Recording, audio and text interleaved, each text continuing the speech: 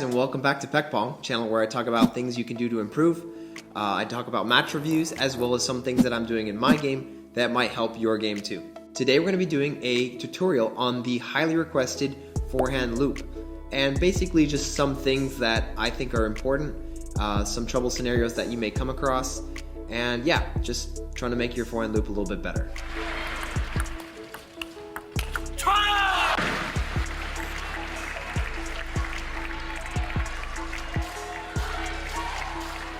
So the first topic we're going to be talking about is the fundamental technique, and then as the video progresses we're going to move on into a little bit more complicated situations and timings that you may come across, and basically some of my thoughts to make a little bit better of a forehand loop. So without further ado, let's get started with the fundamental techniques. I think body posture is a really important aspect of doing the forehand. And to kind of nail that down and get that right, I'd say you want to start off with a little bit of a wider stance, a little bit wider than shoulder width. And then secondly, you want to bend a little bit at the hips. And you kind of want to squat down and bend the knees a little bit. And have the weight evenly distributed at the balls of your feet. Another important aspect is to have a good stance. And a little bit more open to the table, I think, is better because it lets you distribute your weight evenly from right to left to kind of get that forward throw into the shot. And a lot of the more modern players are taking the forehands a little bit more on a closed stance because they're trying to be more ready for backhand. But I think starting off, it's important to have a little bit more open, just so you can get the right rhythm and feel for the forehand loop. So the fundamentals of the stroke, or at least how I was taught, or how I've seen other good coaches teach it, is you probably want to be swinging the racket. And you don't want to be kind of forcing the racket anywhere. It should be a nice smooth stroke. Secondly, you want to be kind of swinging over the eyes. And as time has shown, and the best players have used, they've all gone up and over their eyes. And this lets the ball get the best trajectory over the net, as well as optimizing the amount of spin you can get. So something I think is important, and a question I get a lot, is when you finish over your eyes, how far in front of your eyes should the racket be? And it depends on how much forward you want to hit the ball, how low, how high, how much spin. But to generalize, if you want to spin the ball up very much with not so much power, you kind of want to be finishing kind of closer to your forehead. And if you want to be hitting the ball with a lot more drive, you're going to be kind of finishing a lot more forward. So just take into account that you can toggle those positions to kind of get the desired shot you want. So a lot of times people ask, what is the difference between a topspin stroke versus an underspin stroke? And I think the main difference is the takeaway. Against underspin, you're probably going to want to be taking it down to up a little bit more, as well as with the body going a little more down to up. And against topspin, you're going to be taking the racket back, and the body will be going back a little bit more linear, so you can kind of drive through the shot. And if you want to be specific and where you place the racket, I think it varies from person to person, but from what I've found, I find it best to go for the underspin, to go a little bit behind the right leg, and as that's a good place to be able to lift the ball. And against topspin, I think going a little bit behind the right hip is a good place, as it lets you also get the low balls when they come, and you still can make a good stroke. A common mistake that I see players make, and it's something that I do as well, it's the use of the forearm. And usually at the end of tournaments when I'm a little bit tired, I start to make this mistake. And it's that you want to use your forearm to finish the stroke. And a lot of times I see players kind of trying to turn their body to kind of finish the stroke. And it can lead to a lot of loss of power, loss of spin. It can lead you to not also be ready for the next shot coming in because you're off balance. So when you finish the shot, try to feel like you're using this forearm to finish the stroke up nice and high over the eyes. Another really important factor in the fundamentals is the takeaway, or the sequence in which you use your body. So you kind of start with your legs first, then you turn your hips, then your core, and then your upper body. And yeah, so when you go back, you want to kind of crunch with your legs, and then turn the hips, and then finally turn the upper body. And then when you come back, it's the same thing. You're doing your legs, fire first, then your core, then your upper body fires last. And like I said before, you want to do it in a nice swinging motion to generate the most speed and have the best fluidity throughout the stroke. So another thing that's really important is the angle of your racket.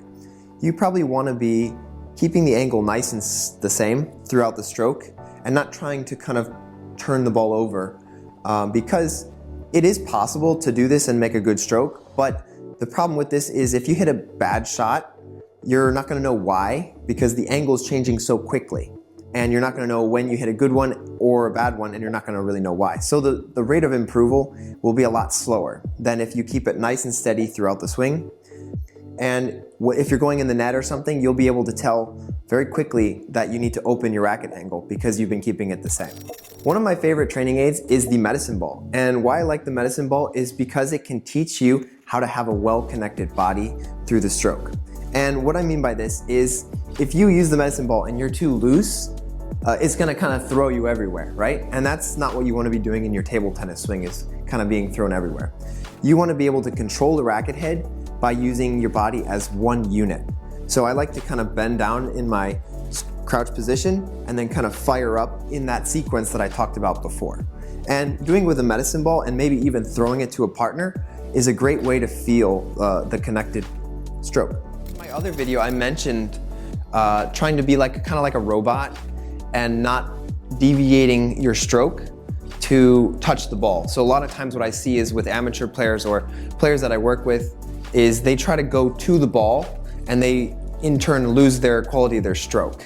So in this drill here, I'm gonna be kind of hitting some balls and I'm really gonna be focusing on letting the ball come right into my strike zone and just kind of imagining that my eyes are closed and I'm just kind of making a good stroke.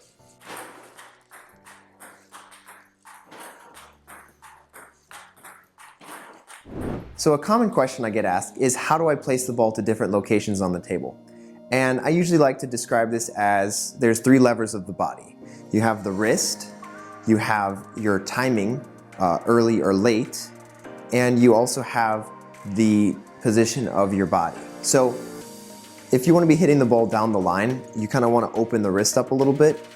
And the timing of the ball, if you catch it early, is going to go to the left.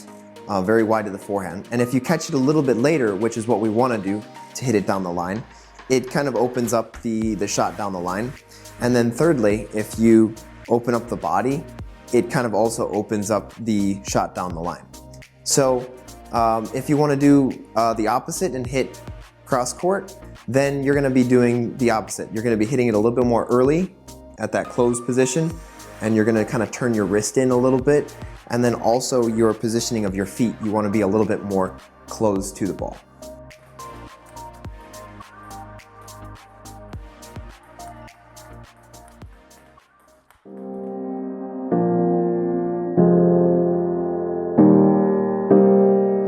So the next topic we're going to be talking about is taking a backswing while moving.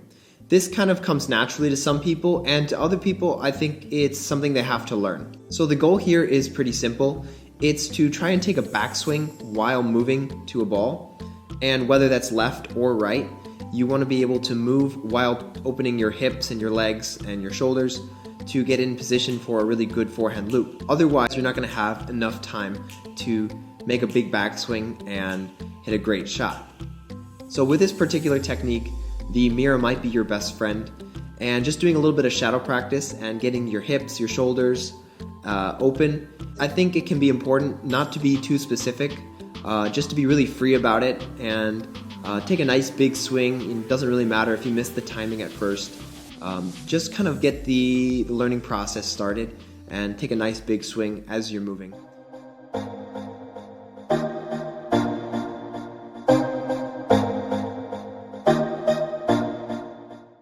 So when it comes to ball timing, there's really no one size fits all. And a lot of people advocate that you have to hit in front every time. And there are some major benefits to hitting in front, but there are also some major benefits to hitting a little bit later. So I'm going to go through and talk about the benefits and drawbacks of each of them and kind of help you understand when to use which timing. So when it comes to hitting in front, it shouldn't be confused with hitting the ball early or on the rise of the bounce. You can basically hit that shot on the rise, the top, or the fall and still be able to contact in front. So the benefits of hitting more in front of the body are that you give your opponent less time, you're able to give a little bit more power, and you're also able to keep the ball lower when the ball is very spinny. And one drawback of hitting in front is it may be slightly less deceptive because you're really focused on hitting the ball at an earlier timing in front of the body. It's a little bit easier to see where you're going. Another drawback might be that if the ball is really low, it might be hard to get underneath the ball and lift the ball up if you're trying to really hard to catch it in front.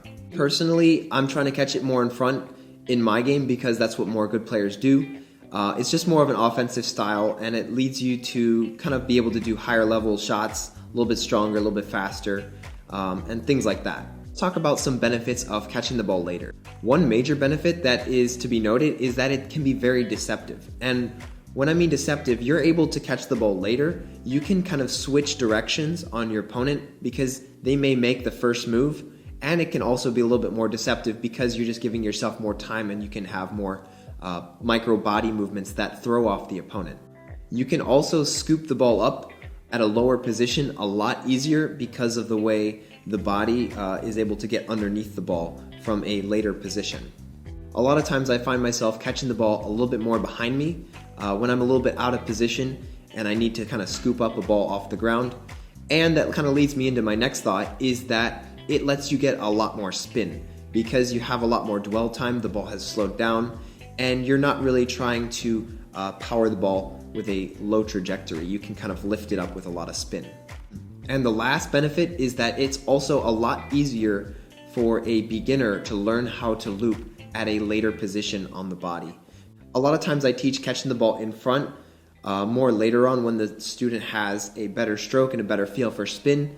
Otherwise, they might just start really poking at the ball, and that's not really what you want. You really want them to be able to make a good stroke. So you may be thinking, now I know the benefits and drawbacks of hitting more in front, but maybe you don't know exactly how to learn to hit in front.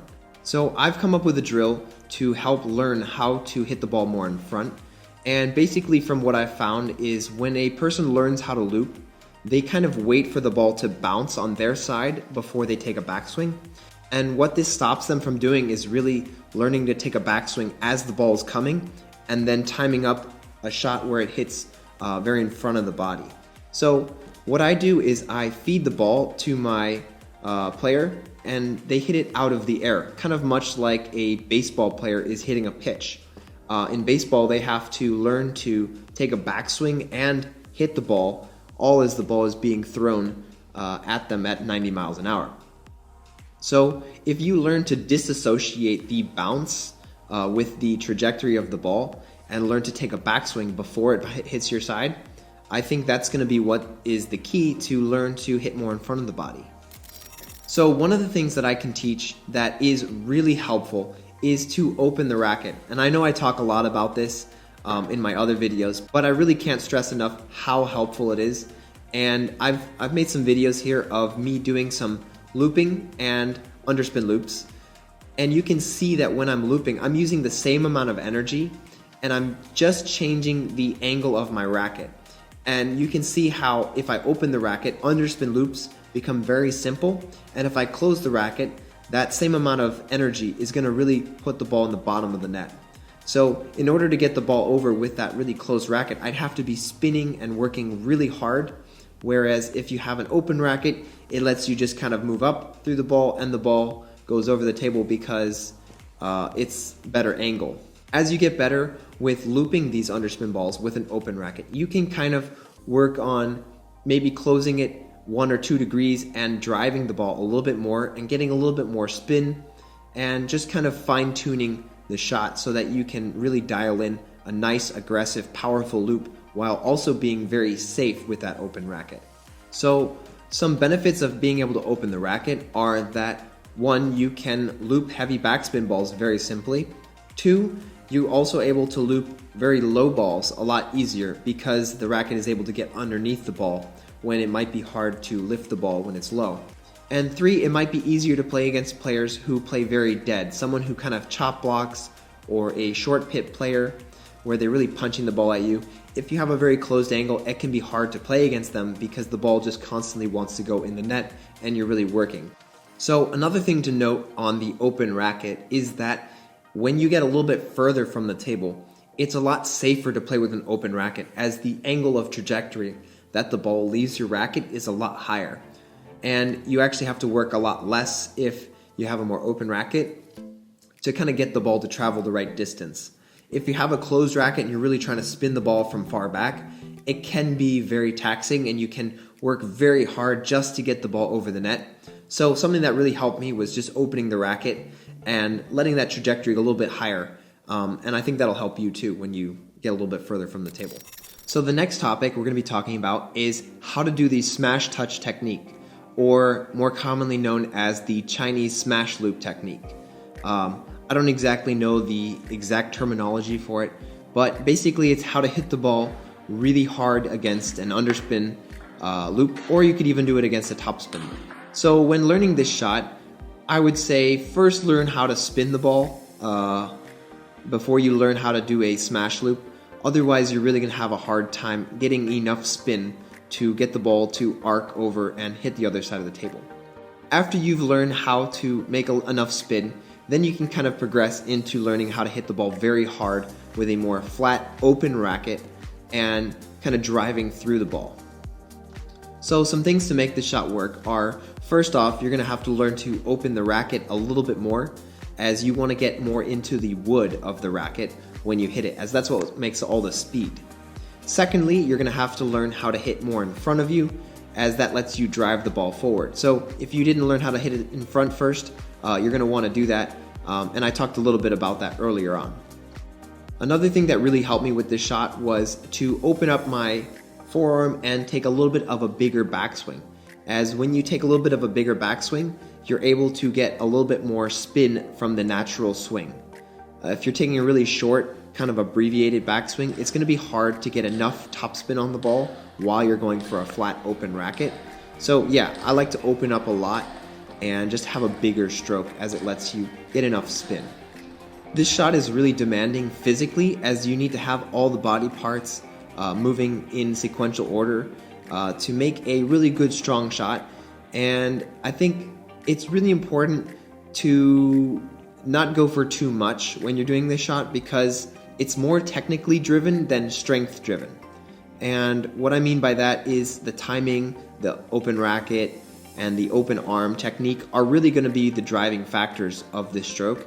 And if you can nail those down, the ball's going to go fast enough either way. To tell if you're doing this shot, you really need to listen to your racket and make sure you're hearing a loud crack.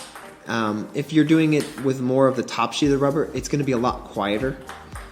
As you're hitting the shot, you're going to be driving a lot more forward than you will be brushing up. So you're probably going to finish in a more far away position from your forehead with your hand, as opposed to a very spinny loop where you finish a lot closer with your hand to your forehead.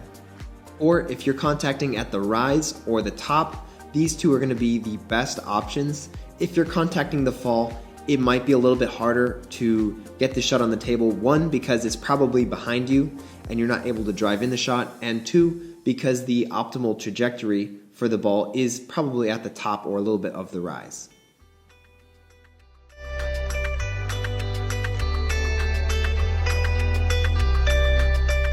Alright, so our next topic is learning how to play against different depths, spins, speeds, heights, and different variations of the forehand. So the first one we're going to cover is how to play a medium-long loop.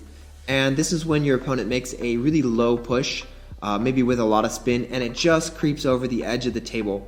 And you could loop it, but it's a little bit scary because the edge of the table is kind of in your way. So the key to doing this is to kind of use the forearm part of your arm. If you're using the large swinging motion, it can be very hard to fine-tune, get the ball, and you might risk ripping your thumb open, which is something I've done before. Was not fun. A cool drill that is used around Europe and probably everywhere is the player rolls a ball and they try to cherry pick the ball off the edge of the table and use that forearm and make good spin. And what this lets you do is it lets you get better timing for hitting this shot that's just kind of creeping over the edge of the table. Another thing you can do is put a tee up on the edge of the table and kind of swing over top and use that forearm. Basically the same drill, but maybe a little bit easier since the ball is stagnant. So the next variation is if the ball is kind of hanging a little bit too high over the table, and you would normally go for a push if it's a little bit lower, but this one's a little bit higher and you feel like you could loop it. Well, you're going to want to close the angle down of your racket because it lets you get over the edge of the table a little bit safer, and you're going to be using a lot of spin and a lot of speed in order to kind of hit over the table. Another thing you can really focus on is getting your legs into place. So maybe pushing your right leg in and swinging over the table. It's very hard to do this shot if your legs are back and your body is going to be really forward. The next shot we're going to be talking about is the high push.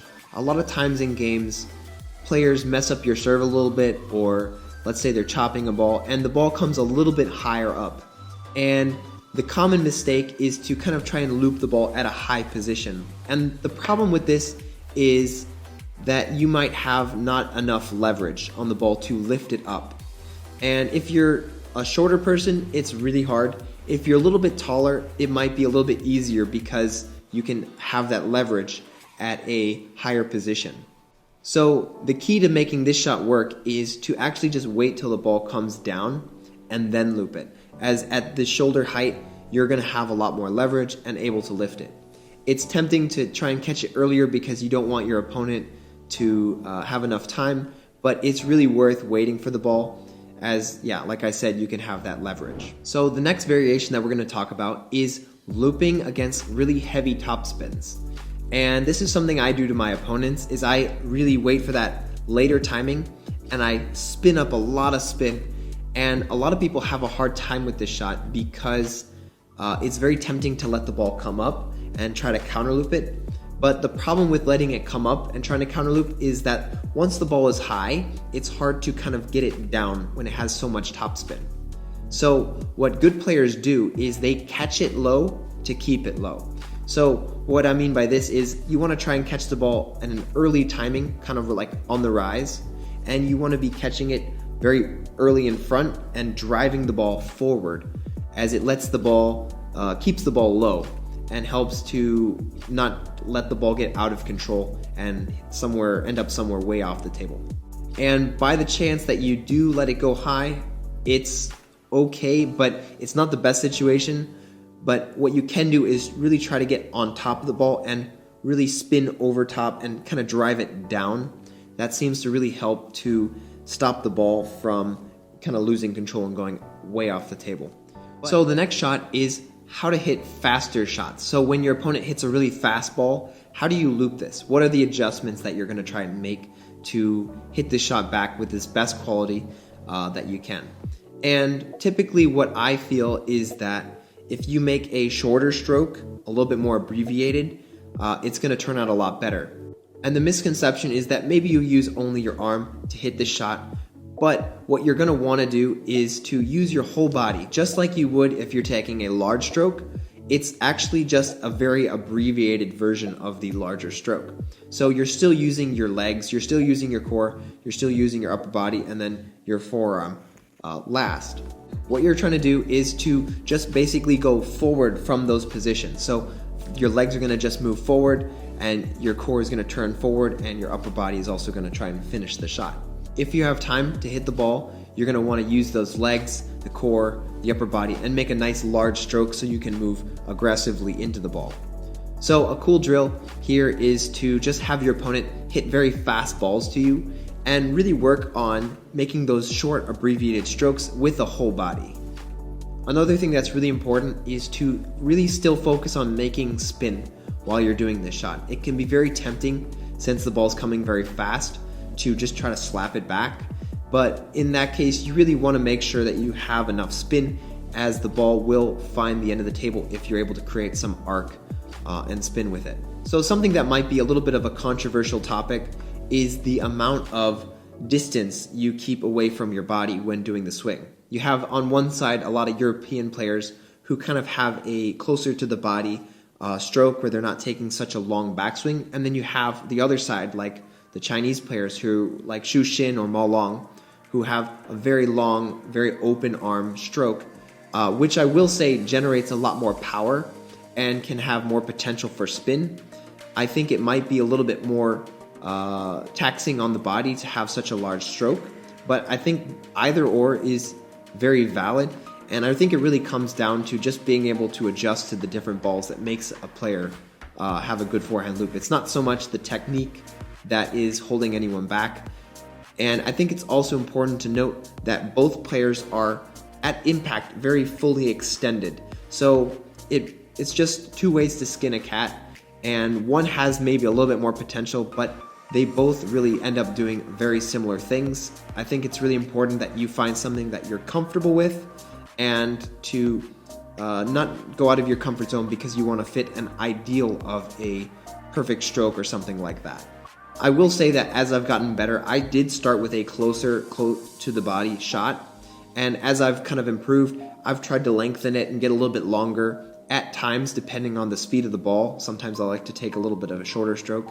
But yeah, just being able to open up sometimes has really helped me to learn a better smash touch loop, or to get a ball that's a little bit later, make a lot more spin, or to even add a little bit more power into the shot.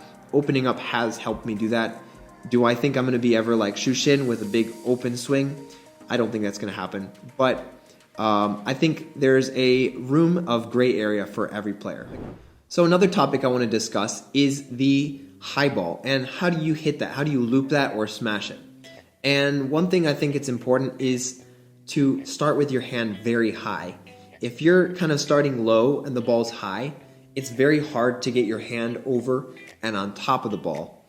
And I think that's probably the #1 mistake that people make. So what I try to do when I see the ball is really high is I just immediately get my hand up and I try to find the top of the ball.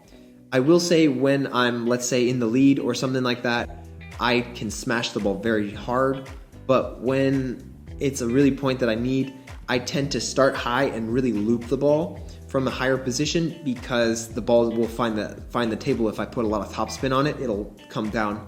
Whereas if you kind of smashing the ball, you do have a little bit of a tendency to maybe hit the ball out.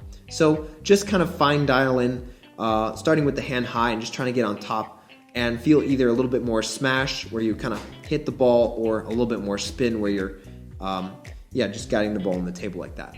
I will say that it's also sometimes easier to wait for the ball to come down to around head height. Sometimes it gets up so high that it makes it almost impossible to get on top of the ball. So learning the timing to wait for the ball is a really important one, and definitely something that you should practice. Alright, so that's the video. I hope you enjoyed it. I put a lot of time into making it, and I hope that I got all the information that you might need to kind of keep improving the forehand loop. And as I always say, if you have any topics that you want me to cover, just leave them in the comment section, and I try to include them in the videos I make. I really like hearing what you guys say and the ideas that you guys come up with. So yeah, but that's it for today. I hope to see you guys in the next video, and yeah, see you guys.